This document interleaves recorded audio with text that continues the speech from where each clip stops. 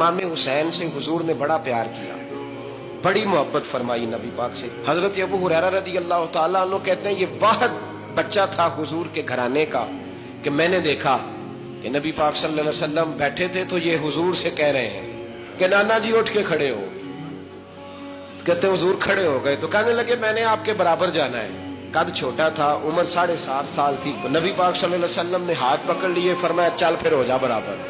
हुजूर ने हाथ पकड़े, ऊपर खींचा तो इमाम हुसैन ने पहले अपने पैर हुजूर के घुटनों पे रखे, फिर नबी पाक के सीने पे रखे, और जब उनका कद सर थोड़ा सा हुजूर से ऊंचा हो गया तो महबूब फरमाने लगे चल बस कर, तूने तो कहा था आपके बराबर होना, तू तो ऊपर निकल गया है। फिर इमाम हुसैन ने जुबान बाहर निकाली तो महबूब उनकी जुबान चूसने लगे, फिर साथ लिटा लिया और उन्हें सूंघने लगे। अर्ज की हुजूर आप हुसैन को सूंघते क्यों हैं? तो फरमाया मुझे हुसैन के वजूद से जन्नत की खुशबू आती है।